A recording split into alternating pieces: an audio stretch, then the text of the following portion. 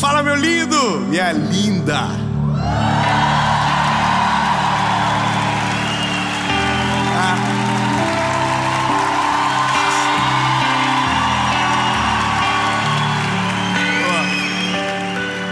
Não tem como ser, sabe, melhor do que isso. Tá muito bom. Eu espero que você na sua casa sinta exatamente aquilo que Deus está proporcionando para nós. A palavra, ela é viva. Eu não sei você, mas eu me sinto abraçado pela presença de Jesus de uma maneira que eu não sei explicar. Mas há uma paz que domina o lugar, há uma paz que domina o ambiente, e que essa paz domine o seu coração, que você seja alcançado por esta palavra. Mas eu quero te pedir um favor antes. Eu sempre tenho que fazer isso. Olha, os irmãos, o povo clama.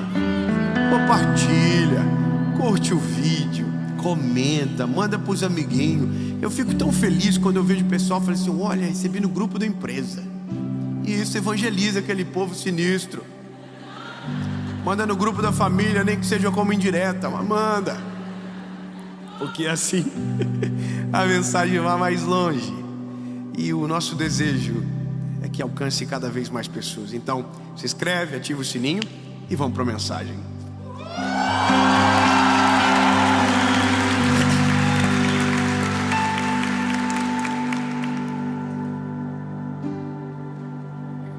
O texto é de João, capítulo de número 4, versículo de número 6.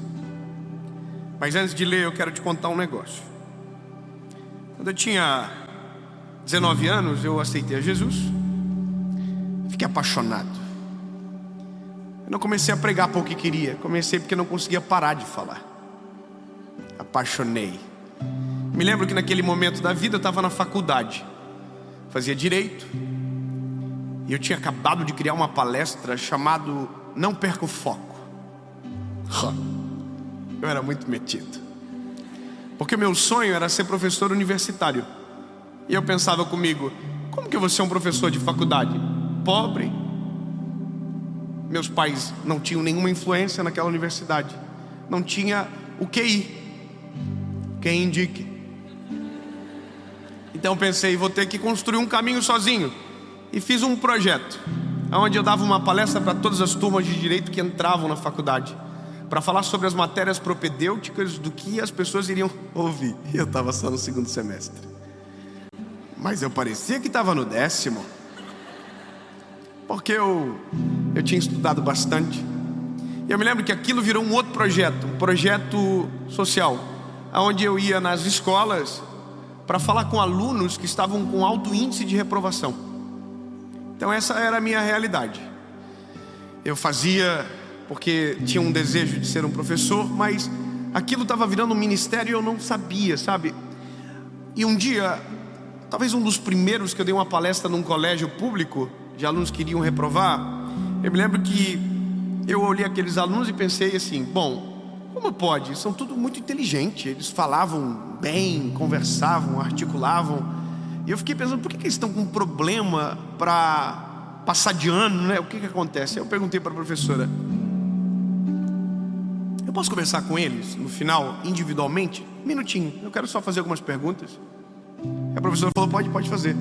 Não é a minha área, eu não sou psicólogo, mas eu só queria conhecer mesmo. E eu perguntei: oi, tudo bem? Qual que é o teu nome? A pessoa falava.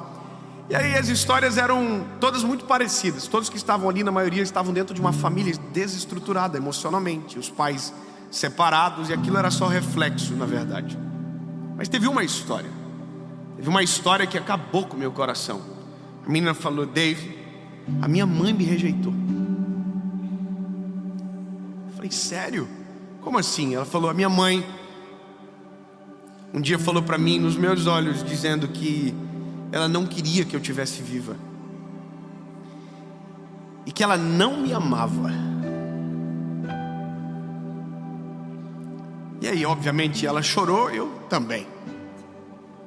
Abracei ela, mas sabia que aquele meu abraço não era suficiente, porque eu era só um garoto dando uma palestra, e o que faltava para ela era uma mãe porque a amava.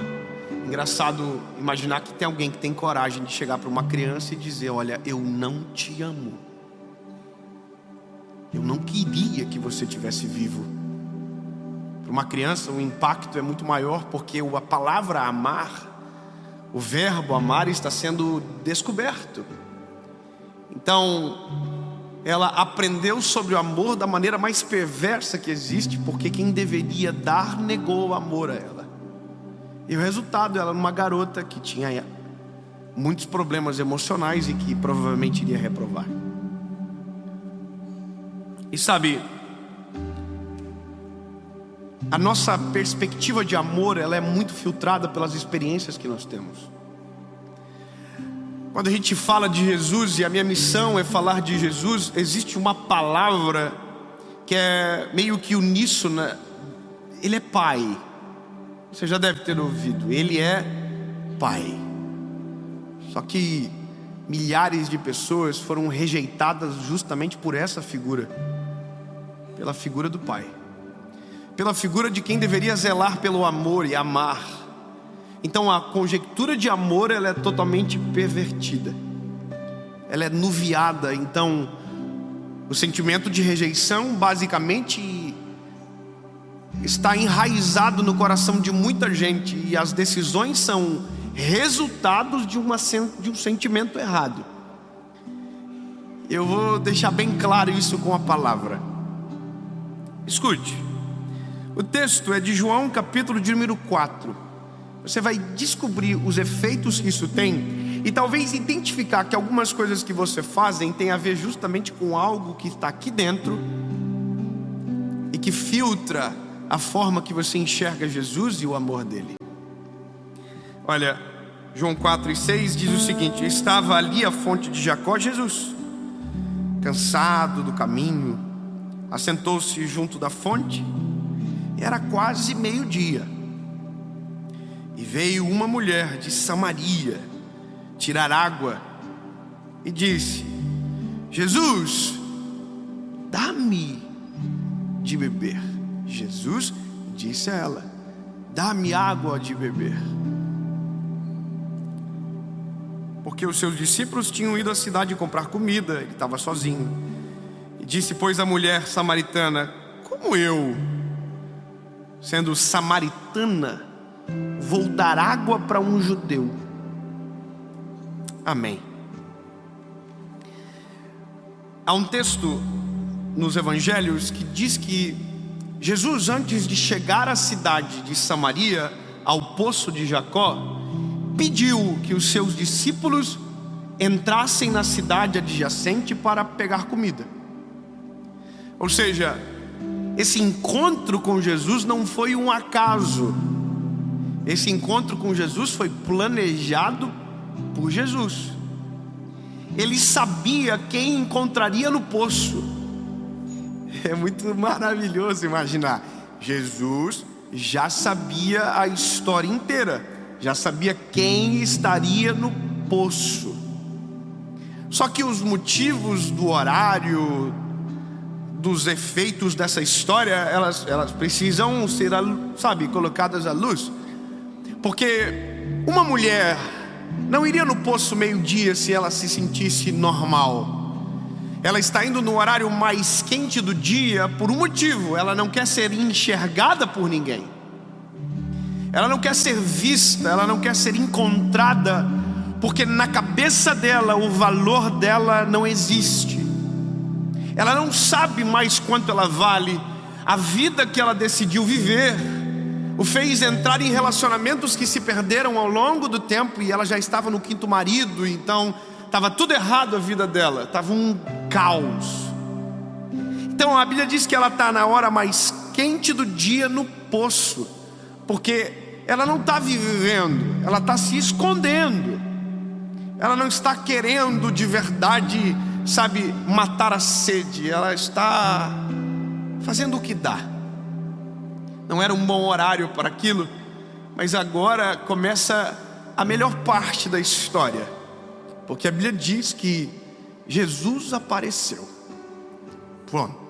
Se tem alguém que sabe o que acontece, você pode já dizer assim um sucinto: Glória a Deus. Então eu vou dizer de novo. A Bíblia diz que do nada Jesus apareceu.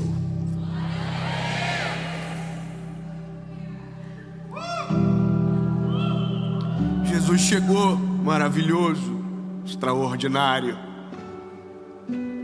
sozinho. Por que sozinho? Porque tem coisas que Jesus não vai usar eu para falar com você. Os discípulos não serão necessários, e se chegarem, talvez serão até o motivo para a conversa não rolar. Tem coisas que Jesus vai resolver sozinho, dentro do nosso coração, olhando nos nossos olhos, com a gente. Tem coisas que Deus fala no público, tem coisas que Deus resolve no secreto. Amém? Então Jesus chegou, essa mulher está tirando água, e ele disse para a mulher: você pode me dar água? E a mulher, espantada com aquele homem pedindo água, disse: como assim? Você sabe quem eu sou? Eu sou samaritana. O que ela está dizendo para Jesus? Eu não tenho valor nenhum para vocês. Vocês são judeus, e judeu não bate com samaritano. E outra coisa, ela está querendo assim: querido, não é um bom momento para falar comigo. Eu só quero pegar água e eu quero vazar.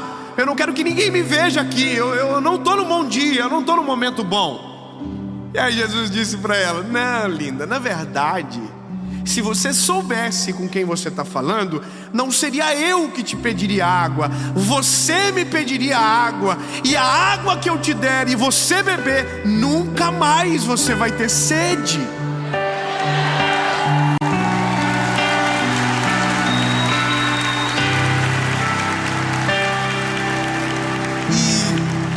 E isso é a história de nós. É a nossa história. Porque nós não sabemos do nosso valor até que Jesus aparece. Nós não sabemos quanto valemos até o dia que a gente conhece Jesus. Enquanto Jesus não entra, bebê, você tem uma percepção completamente equivocada do seu valor. E a gente só vive uma situação, uma sociedade tão doente, porque não se sabe o valor que você tem. Eu vou ser mais específico. Você conhece a expressão amor bandido? Amor bandido. Gente que se entrega a paixões que a ferem. Você já viu isso?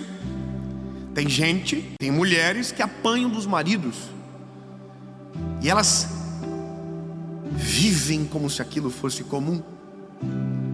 É como se a vida para ela é aquilo, e é o que ela merece, porque ela não sabe o valor que ela tem. Quem não sabe quanto vale, qualquer preço oferecido serve, qualquer proposta corrompe, qualquer sentimento nos rouba, qualquer acusação nos fere, qualquer, palavra de maldição nos atinge, porque não sabemos o nosso valor. Agora, quando sabemos o nosso valor, quanto valemos para aquele que nos comprou, aí, bebê, aí fica diferente. O barquinho muda de direção, porque quem sabe o preço que vale não se entrega em qualquer proposta. Sabe por que tem gente que se entrega aos vícios da vida? Porque não sabe quanto vale. Sabe por que tem gente que se entrega ao pecado de uma vez? Porque não sabe quanto vale. Não sabe quanto vale. Quanto você acha que você vale? Quanto vale a tua paz? Quanto vale você? Sério, de verdade, se fosse dar um preço, qual seria o seu preço?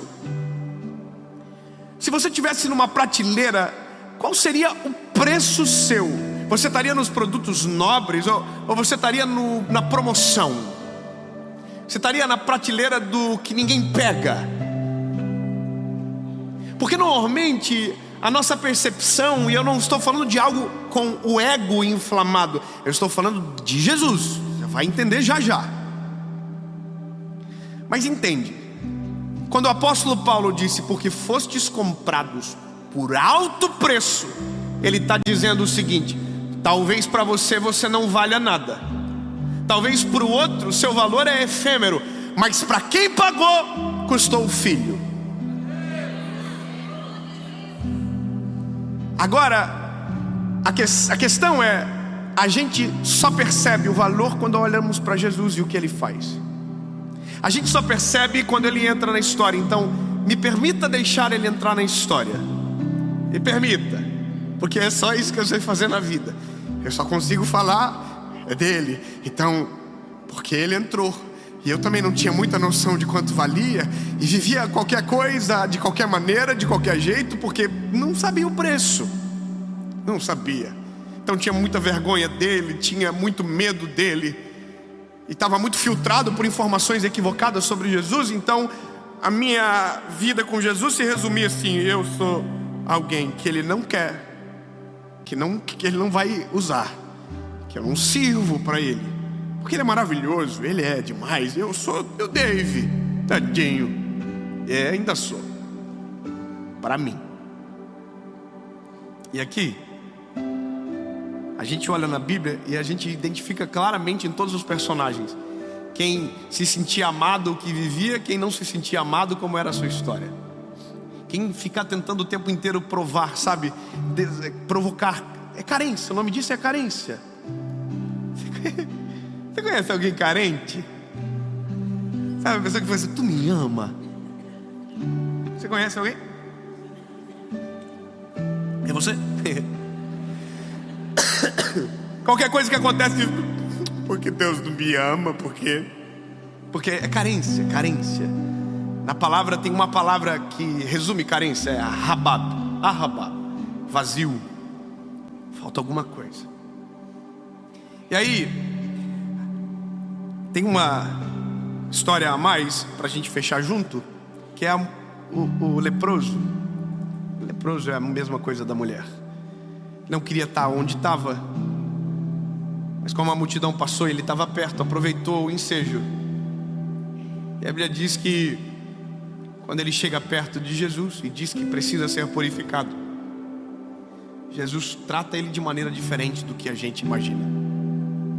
O leproso imaginou que seria excomungado, expulso, sabe, escorraçado, talvez até apedrejado pela condição que o tinha, porque a doença era contagiosa. Mas a Bíblia diz que Jesus não fez isso.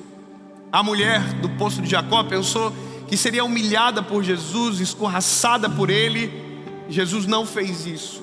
A mulher do fluxo de sangue pensou que ia ser humilhada, envergonhada. Sabe, Jesus não fez isso. Os cegos que estavam sendo calados pensou que Jesus os mandaria calar. Jesus não fez isso. E esse é o problema nosso, porque a gente olha para os que os outros fazem e pensamos que Deus faria da mesma maneira. Medimos o amor de Deus com as nossas experiências. Então, a partir de agora, quando alguém dizer que Deus é Pai, Ele não é o seu Pai terreno. Ele é muito maior, e o amor dele é incomparável. Ele não abandona, Ele não rejeita, Ele não exclui, Ele não trata diferente, Ele não tem filho preferido, Ele não trata um melhor do que o outro, Ele não ama um mais do que o outro. Ele é Pai, só que não é o Pai que a gente conhece. Ele é muito melhor. Ele é perfeito em amar, Ele é perfeito em cuidar, você entende? É muito maior.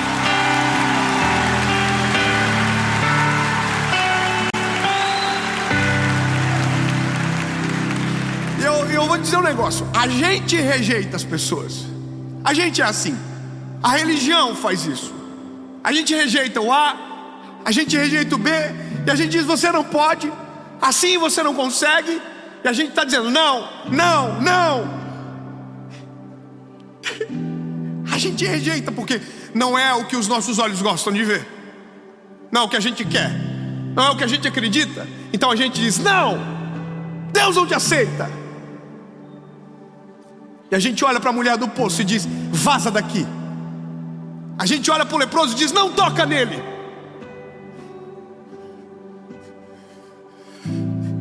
A gente olha para os cegos e diz: cala a boca. E aí Jesus diz: menina, se tu beber dessa água, tu nunca mais vai ter sede. Aí ele chega no leproso e não só cura, como toca o leproso e muda a perspectiva do leproso. Ele não só não manda calar os cegos, como cura os cegos. Tudo aquilo que o mundo rejeita, aquilo que a gente tem agonia, não há nada que Deus não possa fazer e resolver e mudar a história. Porque tem uma coisa: Jesus rejeita algo. Ele rejeita só uma coisa: pecado.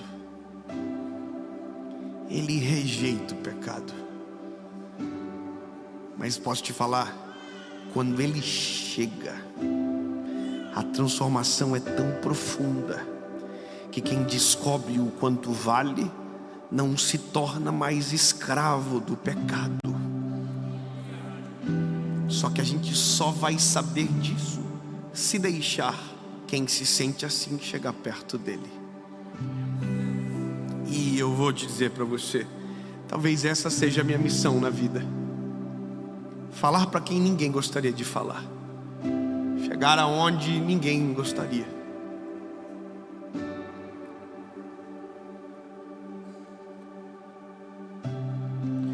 E eu até queria ser normal. Eu queria ser normal, ter um clube e pregar só no clube. Mas não foi por isso que Jesus morreu na cruz. Quando Jesus vai naquele poço e conversa com aquela mulher, Jesus restaura algo dentro dela, o valor dela. O valor. Quando Jesus toca no leproso, Jesus não só cura o leproso, Jesus resgata o valor dele. Quando Jesus cura os cegos, ele não só faz o cego ver, ele restaura a visão do cego. Entende?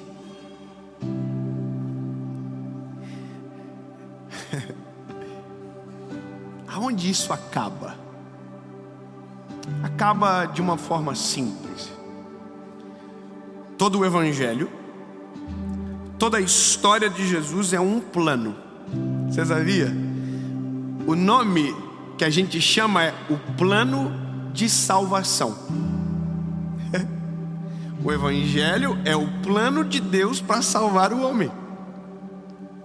O que se já havia perdido, o que já estava condenado, que não havia mais esperança. O evangelho é um plano de Deus para salvar o homem. Salvar o homem do pecado, salvar o homem do inferno, salvar o homem de si próprio. Só que aí Deus tem uma brilhante ideia. Precisava-se de um penhor, precisava de um preço, precisava de algo que fosse tão poderoso que somente um preço tão alto poderia justificar um perdão tão grande, que somente um preço tão alto poderia deixar tão claro o tamanho do amor. E esse amor era justamente para que eu e você não fôssemos escravos, para que nós não nos sentíssemos rejeitados e esquecidos por Deus, para que a gente não se entregasse, mas para que olhássemos no espelho e disséssemos: não, você não é o que o mundo diz sobre você, você não é o que o mundo plantou dentro de você, você é o resultado da perfeição do Criador. Ele fez você com as suas mãos, com as próprias mãos o formou e com o sangue dele te salvou. É maior.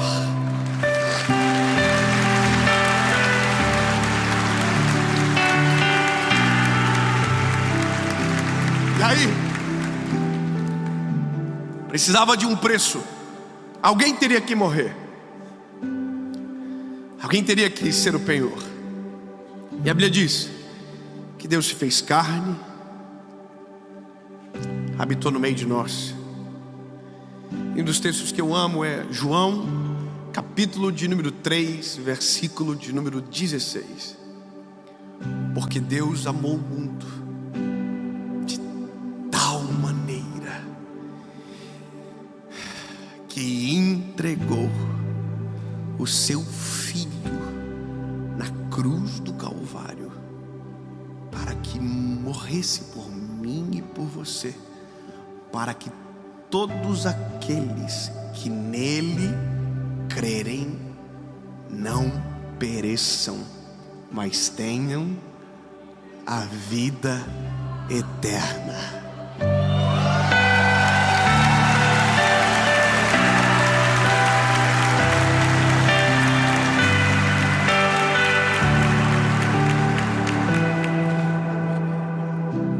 E por isso que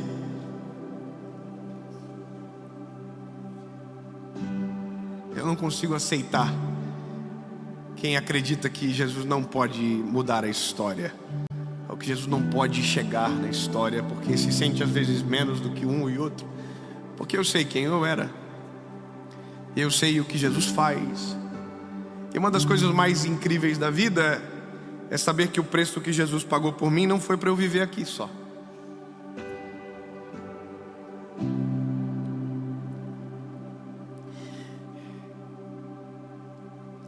O preço pago foi tão alto que não me dá o direito só de viver na terra, me dá o direito de entrar no céu.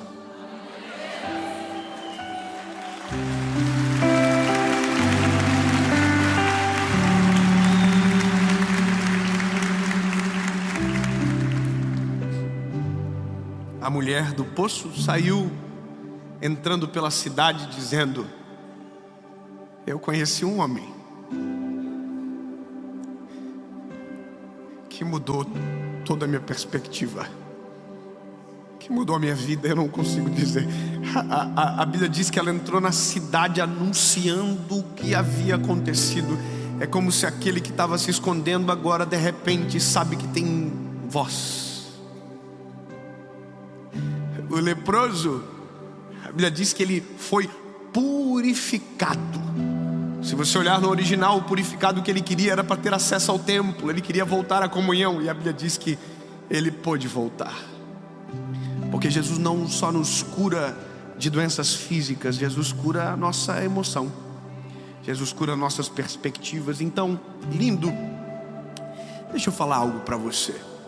Se você se sente rejeitado, o menor, o pior, sabe?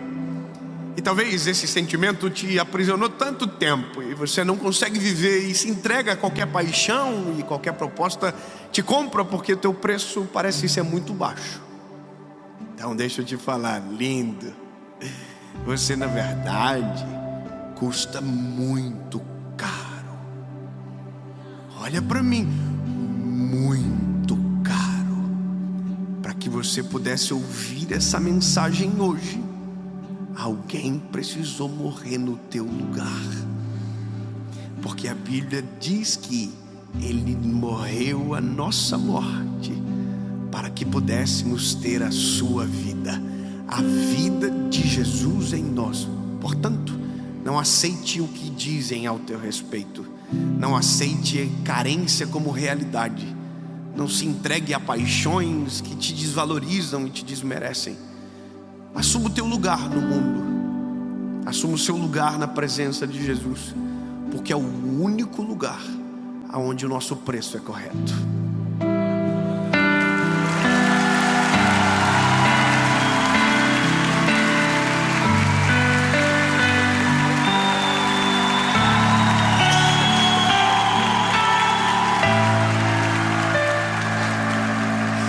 Ai, Jesus, é só contigo mesmo que a gente consegue se sentir amado dessa maneira. É só na tua presença que a nossa alma é curada, nossas emoções cicatrizam, e é só contigo, Jesus.